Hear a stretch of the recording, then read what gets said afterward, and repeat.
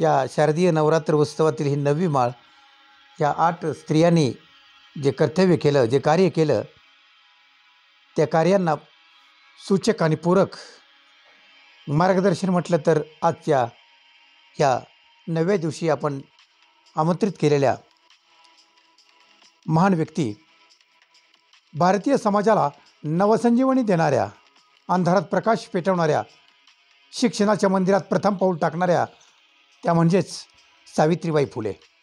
त्या केवळ एक स्त्री नव्हत्या, तर त्या शिक्षणाचे आराध्य दैवत होत्या. 3 जानेवारी 1831 रोजी साताऱ्यातील नायगाव गावात सावित्रीबाईंचा जन्म झाला. ग्रामीण परंपरांनी बांधलेल्या स्त्रियांच्या शिक्षणाला तुच्छ लेखणारे ते वातावरण. वयाच्या 9व्या वर्षी त्यांचा विवाह महात्मा ज्योतिबा फुले यांच्याशी झाला. पण हीच लग्नगाठ त्यांच्या आयुष्यात एक मोठं वळण ठरली. लग्नानंतर ज्योतिबांनी त्यांना अक्षरज्ञान दिलं. सावित्रीबाईंनी अत्यंत मेहनतीने अभ्यास सुरू केला. त्या काळात स्त्रियांनी वाचणं लिहिणं पाप मानलं जात होतं. लोकांनी टोमणे मारणे, अंगावर गोमूत्र टाकणे, दगडं मारणे, पण सावित्रीबाईंनी न डगमगता शाळेत जातच राहिल्या. त्यांच्या ओठावर एकच ब्रीदवाक्य होतं, शिका, उठा, पुढे चला. 1848मध्ये पुण्यातील भिडेवाड्यात त्यांनी भारतीय पहिली मुलींची शाळा सुरू केली. ही घटना क्रांतिकारक होती. ज्या शाळेत ब्राह्मण, शूद्र, अस्पृश्य सर्व जातीच्या मुलींना शिक्षण देण्यात येत होतं.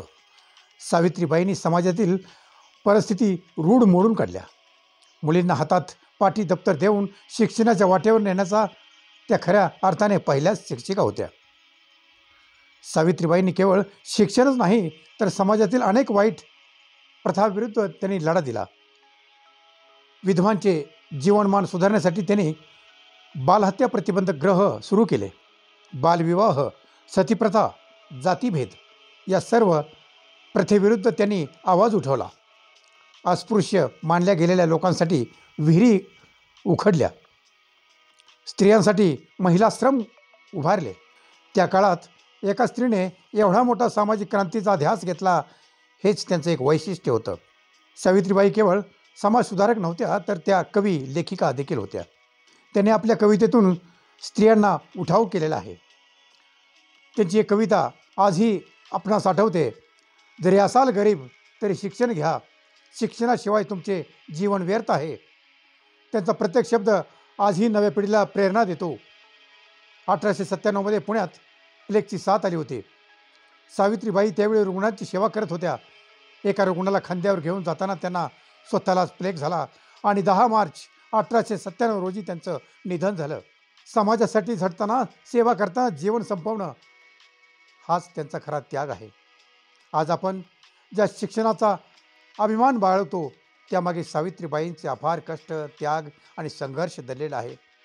त्या नसत्या तर कदाचित भारतीय स्त्रिया आजही अंधारात राहिल्या असत्या, आजही अंधारात राहिल्या असत्या. धन्यवाद मित्र हो. विश्वाभिनाट्यन फिल्म्स अकॅडमी या कला संस्थेमार्फत प्रत्येक वर्षी आम्ही नवरत्न दिवसाचा हा कार्यक्रम राबवत असतो.